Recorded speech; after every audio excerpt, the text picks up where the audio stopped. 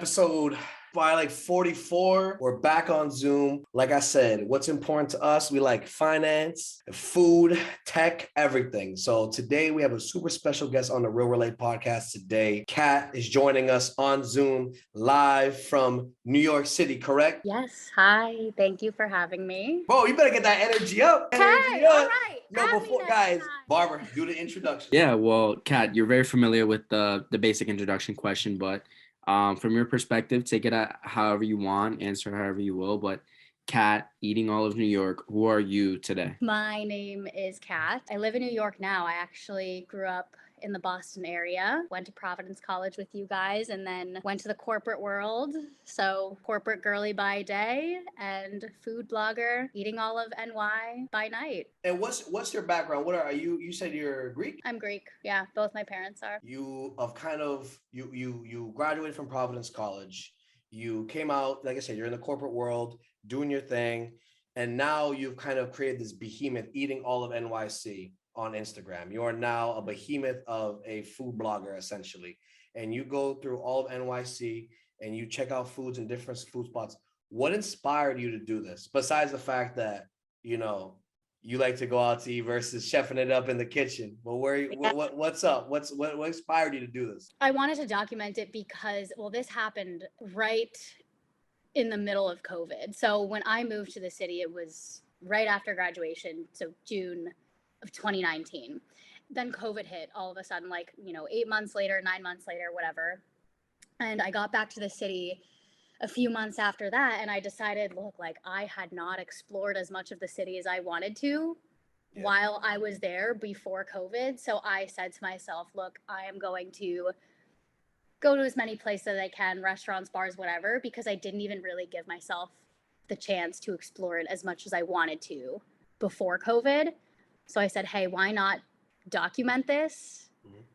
So here we are. What made you take it a step further than that? What made you say, like, you know what, like, I actually want to create something? Because to me, there's a lot of people in our generation that would love to do what you do, but are very nervous or are scared to get over that hurdle of actually creating just something, a page that might seem silly. Really, it was because I had too many food pictures that if I posted them on my real Instagram, it would piss people off. No, but I don't know. I wanted like a separate, I kind of wanted to separate like, my personal Instagram from the many food pictures that I take. And I felt it would be good to share that with friends and then, maybe have a few followers from it. But I don't know. It was just because I had so many and wanted to experience so much that I wanted to keep track of it. So Were you nervous? Like what people would think? No, you didn't give a fuck. You didn't give a fuck. I never have really given a fuck about much. So So you didn't care. So you more looked at it as like, I love food. I want to share my food. And I didn't want to put it on my personal because I'd obviously be annoying. So you created a separate page and you didn't really care what people thought about it off the bat. I mean, what people thought about it, no, but did I care? And did I want it to do well? Sure. Yeah. Did I intend to grow it as much as it has? No, but it's been fun. Yeah. And tell us a little bit about the journey now that you created it. You've been in the game for how long? We said about 8 months, a year, you said? No, I started it October 2020. So right when I had moved back to New York. Okay, so some more time, obviously. Yeah, so a little more time. I started it then. And are you solely on Instagram or are you anywhere else? So I did try doing TikTok with it for a little bit. Why is TikTok more work than Instagram? Is it just like another app? Or like it's more a setup? It's just another app. And I think for me also, because I already had the Instagram, I was like, I just didn't really want to create something else because I feel like, not that I would be starting fresh, but I feel like, Instagram for me is just enough. Yeah. And then I tried doing TikTok to try and, grow the page more, but I found that, I was editing things separately. I know you can also put like TikToks videos onto your Instagram. I don't know. I just didn't want to be posting the same stuff onto different platforms. You know what I mean? That makes sense. And that's a good thought, Barbara, for like from Yeah. a business perspective, because it's like I feel like a lot of people want to diversify their portfolio and their market. You know what I mean? They want to go onto a lot of different platforms, but it was actually the opposite. You realize you found your formula and you realize that being on Instagram is what works for you. You don't need to go to a million other places. You can keep it simple and clean just on TikTok. I mean, just on Instagram. Yeah, just on Instagram. I mean, I could do TikToks with it, and I think it's a smart business idea, like for a lot of people to have multiple platforms. That way you can reach more people. But at the same time, like this is just my passion project, right? It's not a full-time thing. So I would rather You want to have keep fun it with fun. it. Yeah, I Yeah, you wasn't don't having want to fun. burn yourself. You don't want to burn yourself off the bat. You know what I mean? Sometimes, but like I said, like going on different platforms sometimes can be overwhelming and can be a lot, even for us too. Like, Yeah. being on YouTube, on Twitch, on Instagram, having a website, TikTok, Twitter, like it could be a lot. And sometimes I think the best advice is to win in your niche, like win in your area first and then expand, if you see fit, you know what I mean? But sometimes you can kind of like bottleneck yourself and chokehold yourself by just throwing yourself on a platform just to throw yourself on a platform just to expand. You know what I mean? It's not always a great idea, I think it's good in the sense like it will help you grow for sure, but I wasn't having fun with TikTok. You gotta have fun. That's like the number one thing. If you're not having fun with it, then don't do it. You know what I mean? Kat, where in New York City do you live? Well, I live in Kips Bay right now. I live with John. For those of you who don't know, he is my boyfriend. Shout out, actually, hold on. Shout out John Burley. Shout out Jack McCann. Shout out all the guys. Yo, hold on. Kat, shout out all your peeps right now. The ones that have been following you with your journey, your day ones. Shout them out right now. Shout out John, obviously. Shout out you guys. Shout out Caroline Alley. Shout out Kelly Condon, Julia Brown, Elise Bachman, Zoe Malley, Caroline Fitz, Mel Richard, Julie Humphrey, and Lauren Guerra. I mean, so many people. Like, what? I don't know. It's just really like the people that everyone I know, pretty much. I mean, yeah. And that's important. Like the reason why I asked you shout them out, because it's like, those are your day one supporters. Those are your day one friends that have been there for you since the jump. You know what I mean? And it's always good to recognize those people and to give them kudos. You know what I mean? Yeah. Thank you, everyone. Barbara, do you have a specific question? So you said you're in where? I live in Kips Bay right now with John, but we are moving, but we don't know where. What has worked the best for you for engagement? I've noticed that you love to ask your questions. You like to do like a routinely asking questions. How has that been on your page? How's that segment kind of been and popped off? It's been fun. I started it because I did get just DMs from people asking me about things. So I figured why not just dedicate a specific question time for it. Yeah. And that's just kind of how I communicate with people. Because it's like, I don't know, it's too much work, honestly, to respond to every single comment, like every message. So I feel like it's a nice way to have fun with it and still keep up in a way. That gets a lot of good, I get a lot of good feedback on that. And then another thing that people really seem to love, which I think it kind of goes back to the TikTok thing, is that Reels.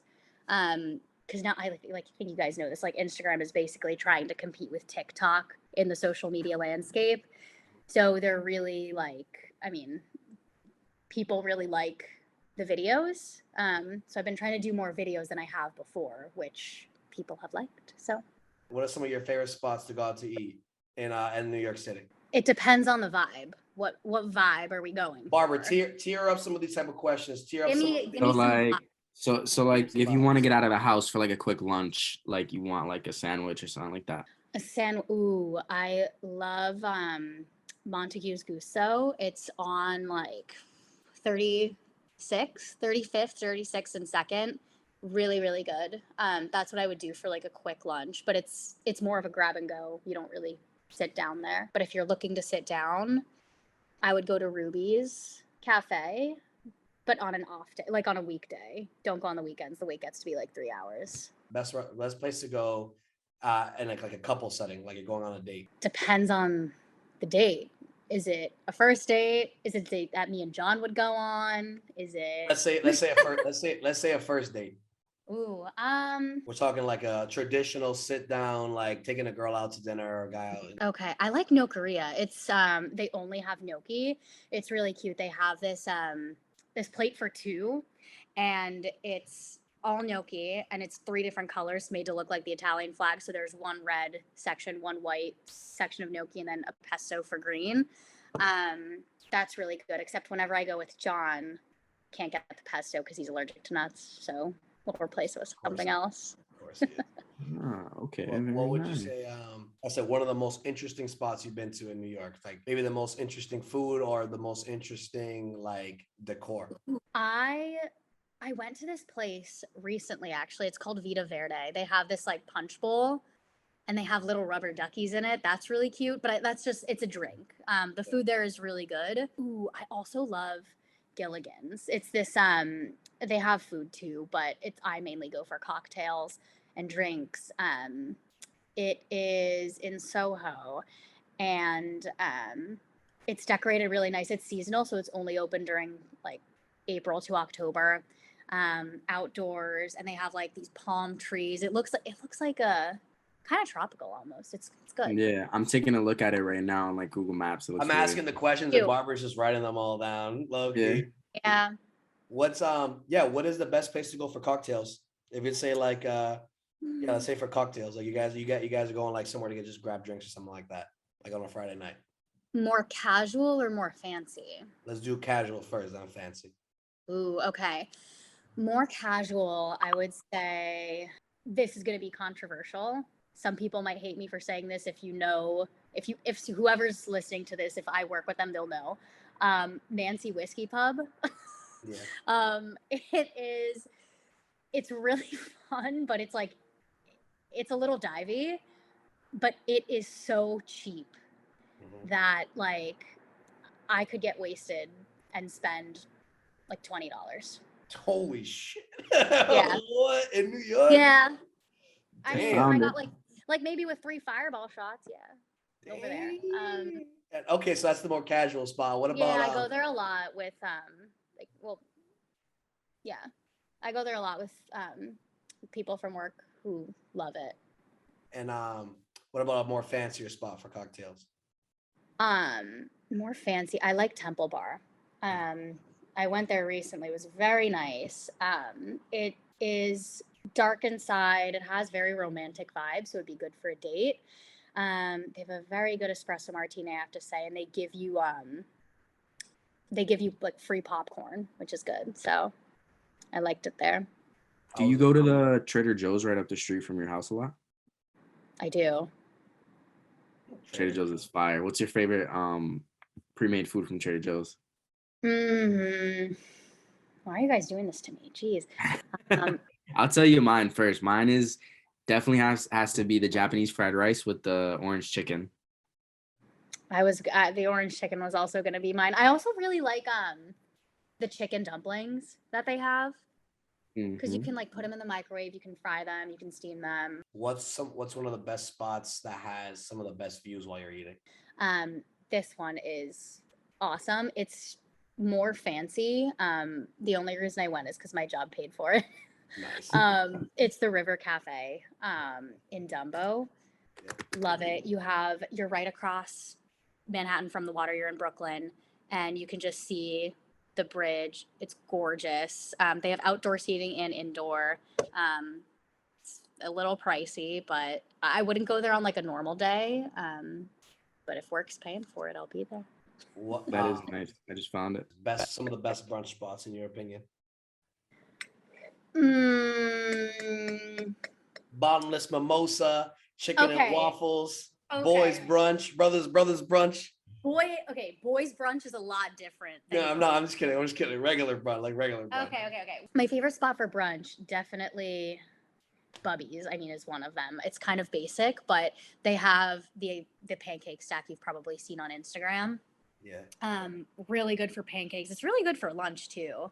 Another really good brunch that people might also think is very controversial is Blue Haven. The clientele is questionable for sure. However, the food is actually really good. Okay. Okay. They do bottomless. And then if I had to pick another one, I like the Wilson. It's in Chelsea. They are dog friendly. So people bring their dogs there. It's cute. Best Italian. Damn. I can't pick a favorite spot. Yeah, that's a loaded one. Like maybe like a top 5, top 3. I mean, Lilia is really, really good. They have this Mafaldini pasta. It's basically curly noodles. Yeah. With pink peppercorn. It's so good. And then I like Don Angie, but that one's very hard to get into. I've only been once. I do have a specific question I want. What is this restaurant I keep seeing y'all post? It's called Carbone. Carbone. What about Carbone? Shout out Lauren Guerra. Why do I keep hearing about this spot? Because it's hard to get into. What is it? Give me the background on this place. I mean, what is it? Where is it? What is it? It's an Italian restaurant. It's in Greenwich Village, owned by the Mario Carbone himself. It's good, but would I say it's the best Italian I've ever had? No. The reason it's so popular, I feel, is because a lot of celebrities go there, and that's just what hypes it up. Naturally, like any place like that is going to get a lot of hype. So I do think it does deserve hype for sure. The hype that it gets, maybe not. And some people might hate me for that. Well, like we always say on Real Relate, if they hate you for it, they can suck your dick. Also, I saw recently you went to it looked like an opening to like a new restaurant or a bar in your area. I think it was like yesterday. Yesterday. Yeah, that one yesterday. It's a place called Panda. It's a new Chinese restaurant. It's in Harlem. It's really good. It's actually owned by a lot of people who own like nightclubs in the city. So Dream Hospitality. Very fun. It's like you go there and they had a DJ. It feels like you could eat dinner and feel like you're still at a club, like low key though. How are you familiar with like speakeasies in the city? Do you have any favorite speakeasies? So I have not been to this one, but I know it's really cool and I want to go. It's a little bit far from me though. Is it one of the Five Guys that I saw on Instagram? No, I have been there and I like it. Not the Five Guys one. It's on the Upper East Side and it's disguised as an ice cream store. I think it actually is an ice cream store, but like you walk in and yeah, underneath is just this whole speakeasy. What is it called? UES, like for Upper East Side. Your favorite Mexican joint or like Spanish food or something like that? All right. Well, I'm going to name one because it is one that I have been loyal to forever. Oh, here we go. You've been there. Which one? El Rio Grande. Is that the one next to where where we all went that one time? Yeah. We had like the 2 tables? Yeah, it was. That was a good spot. You have 2 margaritas and you're on your ass. Yeah. I remember that spot. That shit was nice. That was a nice spot. Was it called Rio Grande? Yeah. Any cool like Asian cuisine? Well, I mean, I went to Panda the other day. That one was really besides really the Panda spot. Besides Panda, I like Julan is really good. It's like Chinese food, and they also have a club-ish vibe. It's not a club, but they have very loud music. It's dark in there. It's a place you would go with a group. Love that. And then I also really like was it this Thai place? This place called Glur Thai. It's so good. I've actually only ever gotten takeout from there. I've never sat down, but that's really good Thai food. Talking about all these places to eat and stuff like that, going out, whether you're doing Uber Eats or whether you're doing takeout or sitting down, do you review every restaurant you sit down and eat at? Or do you like sometimes you eat casual? What's your pace? I take like pictures of food at most places. Do I review every place I go to? No. My forte, I just walk in, I eat. Yeah. And that's it. How do you decide okay, I want to go to this spot or I want to go to that spot? Do you do what kind of research do you do to find new spots? Usually I will find it on Instagram because a lot of the other people that I follow aside from my friends are other food pages. So I'll see what they post and I'll get inspired to go to certain places by what I see from them. I'll follow like Infatuation Eater, things like that for any new restaurant openings. Usually if a restaurant is new, I will definitely want to go to it. Okay. They love new things. So Do you have any specific pages on Instagram of people that you follow that are also foodies that you want to shout out, or any ones that you in particular that you know?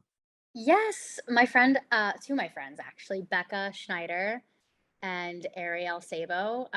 Mike Lipson actually knows Ariel. He's good friends with her from high school. I met Becca through one of my friends, Melanie, because she also had a food page, and my friend Melanie said, "Oh, like you have to meet my friend Becca. She also has a food blog. You guys would get along." And so now we both, I mean, we go out to eat like 2-3 times a week now. So I would love if you checked out this guy. Let me see if I can find his Instagram. Yeah. I'll DM you his Instagram.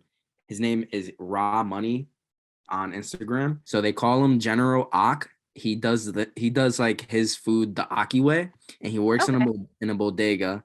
And basically, people come to him with like the randomest shit. They'll bring him like a couple honey buns, and they're like, "I want a chopped cheese, like plate, like covered with a honey bun on each side." And he'll literally make the most randomest shit. Oh. And at the end, he'll be like, "Can't forget the bev, never, never, never," and you serve it to the customer. And then it's just like a fat chopped cheese, like the size of your head. And then it's just like crazy the stuff he makes in a bodega. Yeah, I have seen this guy before. Okay, so I didn't know him by the name that you said it, but that's really cool. I've definitely seen like this stuff before. I don't follow it. I will now. Yeah, Kat, some of the stuff looks like really good, but you could tell that's just not healthy for you. Kat, do you Yeah. find yourself in the bodegas a lot, in the delis areas, or not? You mainly in restaurants and stuff? I love restaurants. Yeah. Yeah. Why the vibe of the restaurant that really draws you to it? Like, what makes you want to go out to a restaurant? You know what I mean? I like the social aspect of just sitting down, like with friends, people you love, and talking to them, as opposed to like going and grabbing something to go. Like you could do that. I mean, go to a deli with a friend, but I like sitting down, having a few drinks, you know. What are some of your favorite bars that you like to go to? Well, let's when I say bars, like I'm talking like, what are some of your places to definitely go like on a Friday, Saturday night to go out and drink? Just like chill. Okay. So I actually asked a lot of my friends this the other day. I got mixed answers, but mine, personally, Jane Hotel for sure. If I had to pick one place to go to, like for the rest of my life, it'd be Jane. Reason being is it is the only place that I can dance my ass off until 4 a.m. Wait, why is that? Because the music is so good. They play a lot of throwbacks. They have an area where it's very like you can dance, but then there's also a bar area, which is nice where you can just sit down and chat with people. But my favorite thing about the dance floor is that they have couches, and people will literally get up on the couches and just stand up. Okay. Yeah, this is pretty cool. Yeah, What it's are what are some of your favorite, like, have you been to like a lot of clubs? Any favorite clubs? I'm not really a club girl. I went to that, what's that place called? DL or something. I think it's called the DL. Oh, or the something. DL. Wait, I've been there. Yeah. The DL. I think that's what it's called. That I spot went was there fucking. once. That spot was fucking Yeah. sick. Yeah, it was really fun. I like that. Yeah, they have different floors for different vibes. So Yeah. I've So been what there. else? You said what you said, the Jane one. You said what other bars did I go into? And honest to God, like I go to so many different places each night. I do absolutely love. People might think I'm crazy for this one, but I like Niagara. I like it there. I mean, it does get young though. I feel like I'm a little bit at that point in my life where I'm growing out of the age group that goes there. Yeah. On the cusp of the older side. I do love it there. I also love Ding-a-Ling. I've only been there once. So fun. And then I do love this place in the East Village called Dream Baby. It's pink, it's cute. Love it every time I go, except for this one time some drunk girl tried to fight me for no reason. No reason. What about Village Tavern? I do love it there. Yeah. Nice little Not like on weekends. nice little like Weekday. little chill spot. What's the best I like like after work drinks and stuff like that? Village Tavern is Village really Tavern? good. Yeah. Village Tavern would be really good. Something I'd recommend for after work drinks if you're close by. Gilligan's is also really good for the summer, as I said before. Well, Cask Bar and Kitchen is also really nice. I also love Bandits. I can't believe I didn't. That's right across the street from Village Tavern. Okay. Yo, what Yeah. about that barber spot? A barber's spot. No, barber, yes, but there's this isn't that Yes. like a speakeasy? He's like a hidden, like what's it called? The is. barber shop? Yeah, that is a speakeasy. I should have mentioned that before. I really like it there.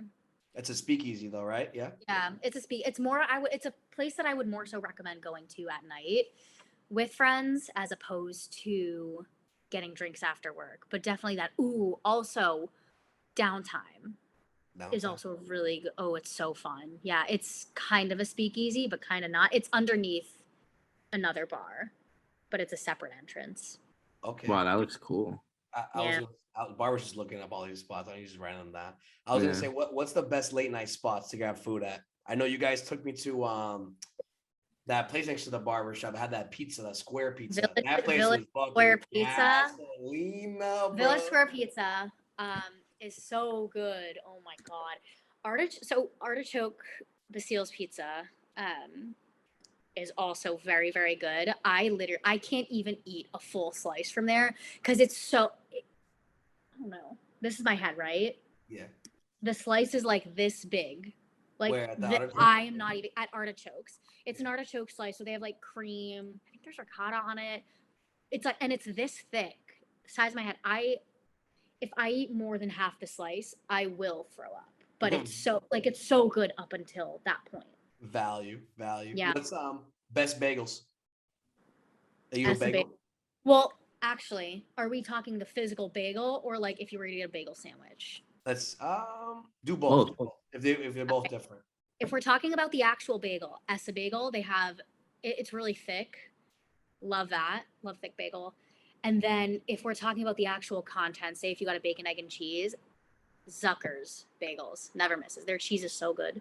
What about O Bagel? O'Keefe loves taking me to that place. Oh, but I've never been there. Any more late night spots for food that you like? Oh, late nights halal guys Oh, dude. is a classic. It's like if it's good if you don't want pizza, but you want something else. They have chicken and rice with the garlic sauce. Oh my god. I have a list. I have a list for next time I go back to New York. Yo, But, best burger. You get any burgers? Oh. So. Oh, here we go. There's a story behind this one. No, there's no story behind it, but this burger, it's actually at two different restaurants.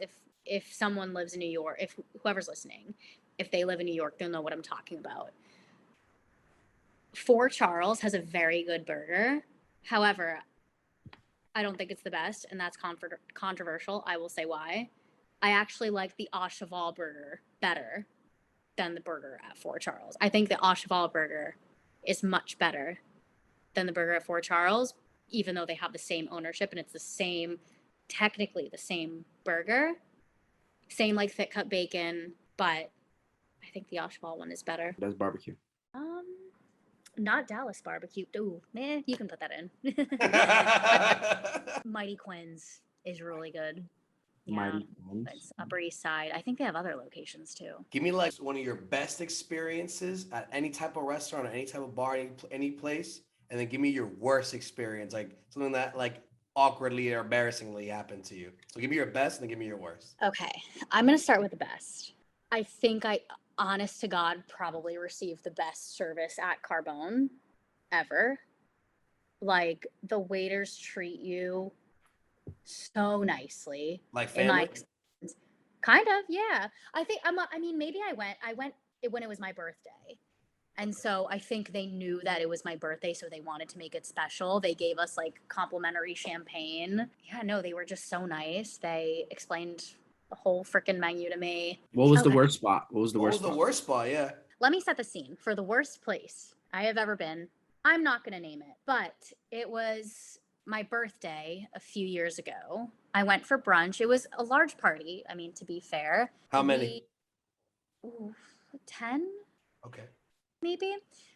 So we get there and we arrive on time for our reservation. We got seated 20 minutes late, despite having said reservation. They were really busy. You know, it was a Saturday. It was nice outside. It was like, Saturday at like 1 or 2 p.m. So I get it. It's busy. But, it was a little disappointing because I had my reservation and they sat us 20 minutes late. Whatever. I brush it off. We get in there, we get our drinks, and it takes so long to order our food. And it's like the waitress forgot about us. And I don't know if they had like forgotten about our table. They put us in this like basement section. It was nicely decorated. Like it was fine. It was clean. Clearly part of the restaurant, but we didn't have like any other table next to us until like an hour after we got there. So it just felt private, but it was like almost as if like They had forgotten about you, low-key. they had forgotten about what table they were going to seat us at, so they put us like in the like I don't know. So that was that, and then we order our food. I'm not even kidding, Jose. An hour and a half passes, and we're like, "Where is this food?" Yo, this is some like kitchen nightmares type shit. Yeah, Like no. when like Gordon And it Ramsay's was like, underwhelming. Like and it had gone to 2:30 p.m. at that point. I hadn't eaten anything that day, so I was so hungry. I got like this bacon, egg, and cheese off the like one of their breakfast sandwiches, and it was just like it wasn't even good. And it's a really popular spot. It's in the East Village. I'm not going to name it, but you might know what I'm talking about. Popular bottomless brunch spot in East Village, and I did not like it at all. And what happens when something like that happens? When they bring you the check and you walk, like, how do you feel about that when like service is done to you like that? I mean, there's nothing you can do, really. You just fucking never go back again. I just don't go back. Like, so yeah. What were your milestones when you hit 10K? How did that feel on your food page? Like, how did that feel to go from 0 to 10K? How did that feeling hit? It felt really good. It felt like I mean, it didn't start out being a goal of mine, but the closer I got to it, when I started to get to like 5,000 followers, I was like, okay, this could be something. You know what I mean? Yeah. So it felt really good, and it like I had established like, okay, I want to get to 10K. I didn't give myself a timeline because I don't want to put pressure on that. I feel like that would have been stupid for me. But I felt really accomplished because it shows that people, I like what I do with it. People like what I do with it. Maybe not everyone, but who gives a shit? But yeah, I think it's nice because it's a really valuable, I guess, resource to more people than I would have thought. And so when you hit 20K as of recently, like, did that solidify it for you? You were like, all right, like, I'm gonna keep doing more content. I'm gonna keep doing this shit. Like, what pushes you and drives you to keep going? I think the satisfaction that I get from it is knowing, like, it makes other people happy. Because I mean, before I started this, I had no freaking clue. I had no fucking clue where to go or what to do. I mean, yeah, you can Google things, but that takes so much time. And I feel like it's more interactive this way. So I mean, when I got to the 20K mark, I wanted to just keep making stuff to make people happy, really, and give them a resource of where to go that's more interactive than just Google. I was gonna say, do you have any? I guess you're right. It's another good thing too. You don't have to just go to Google. You can have like an in-person, actual physical example. Do you have any plans to expand? Like, do you want to like maybe, if you're traveling or anything like that? I know you do Boston sometimes as well too, but like maybe say go to Miami or go to LA. Would you want to kind of travel a little bit and kind of expand your brand essentially? Traveling on vacation. Yeah, if I'm traveling on vacation, I'll for sure feature. Like I went to Miami a couple of months ago, where you will be moving soon. Oh yeah. Exciting. So I will blog more about Miami whenever I go, to give you your Miami Rex. But whenever I go to a new city, like I'll blog about it. Like I will give a couple of Miami recommendations here and there, Boston recommendations here and there whenever I go.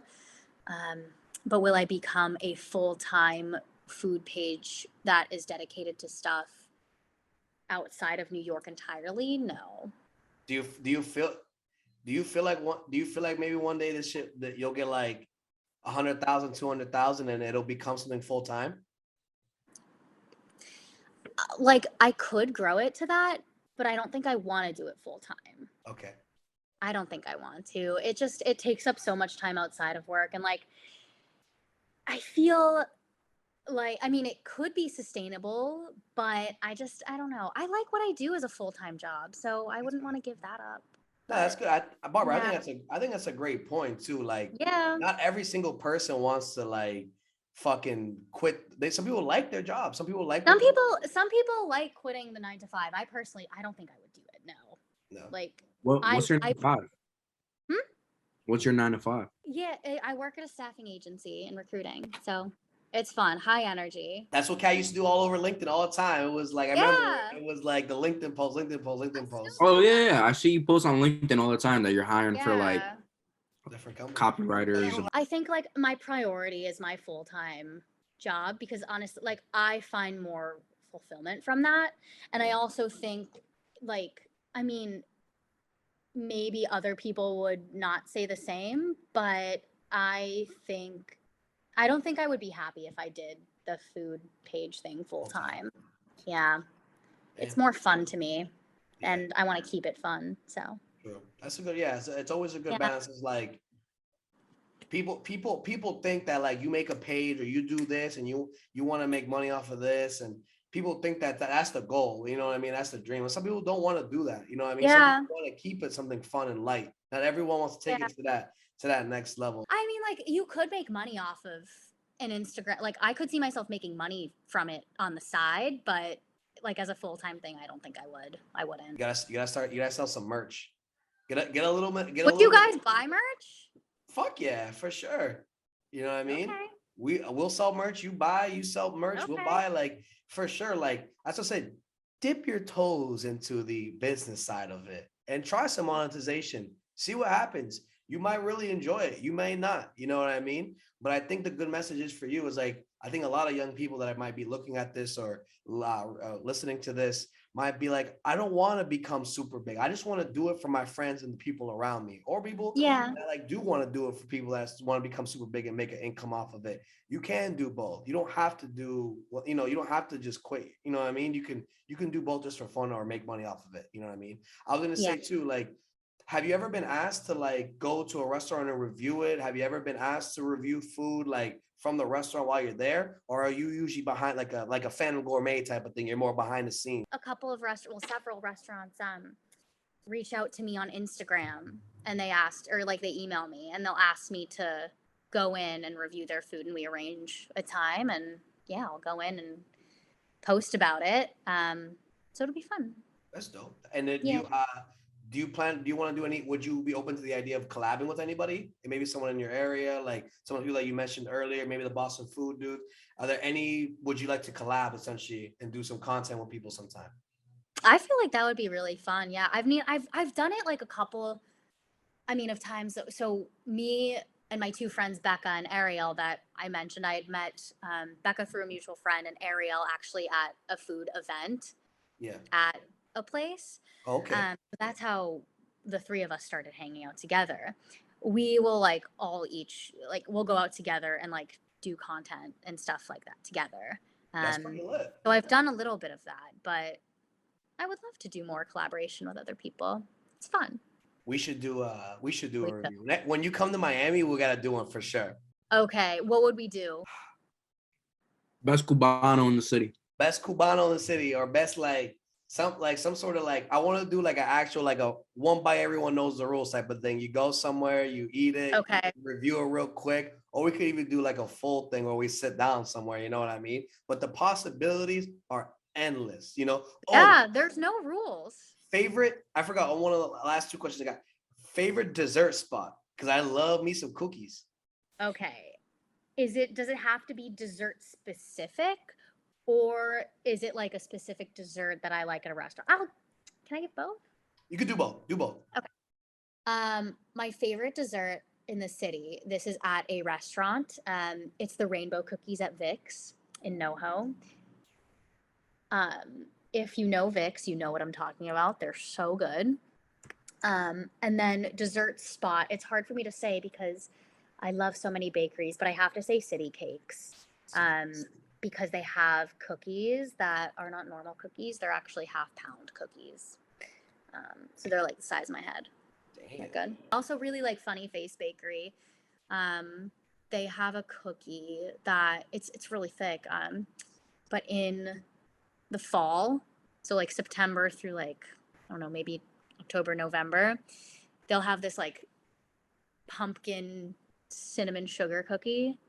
So fucking good. My last question is, what advice would you give to an up and coming creative, maybe similar in our age group or someone older or younger that would be that was like considering maybe starting a food page or maybe starting a page of their own and they're really nervous or they're shy or like they don't know how to get over that hurdle? What would you say to someone that is just starting out that wants to do it and jump and get over that hurdle? What's the key? I think I would say, well, first of all, just don't give a shit. I don't think there's anything much more to say other than don't give a shit. There are no rules as to like what you want to do creatively, and just keep it fun. If it's not fun, then don't do it. I mean, do it because you want to have fun with it, really, is what I have to say. Don't do it just for the clout. Do it. No, I don't have clout. I don't make money from it. So I just do it for fun. Damn, that's good to know. Yeah. Just doing it just for fun. That's what's gonna really drive you at the end of the day, because there are gonna be days that like at Real Relate too, like I enjoy doing this all the time, talking to people, connecting with people. But there are days where I'm like, I'm fucking beat, I'm tired, you know what I mean? And there are some days where like I don't want to edit or do something, but like that's okay. Those are humps and like, down dips, I think it depends too, like on how serious you are about something. Like I would say if someone was running an Instagram food page, like as a business, suck it up. Like sometimes it's not going to be fun, but that's not my goal. So I'm just keeping it lighthearted. Well, that's pretty much all the questions I had. We really put you through a fucking ringer over here. A little bit. It was like an investigation. It was like question after question, and I'm writing it down. Real Relate fam, like we really sat here and put Kat through. Like I felt like even with the Boston Foodies, we sat down and we literally went through fucking Asian cuisine, American cuisine, barbecue, all this type of shit. We were just asking you questions right off the rip. We were just putting you through a ringer. And we wanted to see if you could actually pull up with some actual recommendations. And my man's barber below was fact checking you the whole time. You know what I mean? Was he? And you passed. You did it well. You sat down, you gave us the recommendations for most of your late night spots, desserts, American food like burgers, like brunch spots, late night, all this type of shit, Italian, all the Spanish spots. And now we're at the end. We've come to the conclusion of the podcast, of the episode. I hope you had fun. Is there any last words or anything you want to say like that to the fam, to the people listening, your friends, family, anyone tuning into this? Is anything last that you want to let them know? Thank you guys for having me, and thank you everyone who loves what I do, and I love you all. There you go. You leave with love and empathy, and I'll also add on to that. If you do some merch, we would definitely cop. We definitely support. I have to cop Real Relate merch too. Yeah. Well, that's how you make a little bit of bread. Once you sell merch and you make a little bread, you'd be surprised, bro. I think specifically for you, if you were to do something like that, like a business move like that, and to make some bread off of it and like see it, then you actually like, and it's not even just making the bread off of it, it's like the engagement from your fans. Like there's a big difference between answering a question on like your Instagram story and like actually seeing someone purchase a piece of physical merch from you and rock it. That shit will just blow you up to the moon and make you feel like a million things. You know what I mean? Like everyone who's bought Real Relate merch or anyone who rocks it or wears it and I see it, like that shit makes me want to go 10 times harder. You know what I mean? So like, think about that. Think about maybe doing some merch and like, bro, I'd rock that shit too. However you want. And like, it's because it came from you and you're a good friend of ours. So I would love to see that shit. I want to see more of my friends do what they, do what they love and like, reap the benefits of it. You know what I mean? To create that wealth for, everyone around you. So when we're in Miami, all I gotta be like, you know who this is? Boom, free 5-star service. We out here reviewing shit. We got the cameras out. Movie. You know what I mean? Movie. Oh my You God. gotta at me Thank next you time. so But much. that's the end of the podcast. Barber, Kat, thank you so much for being here today. I love you guys. Barber, give us a beautiful, awesome little outro for the fam. Well, Kat, thank you for coming on. We really appreciate it. Trust me, I took notes on every single rec that you recommended. And yeah, we will catch you guys later. Real Relay family, peace out. Real Relay fam, deuces, you already know. Peace, deuce.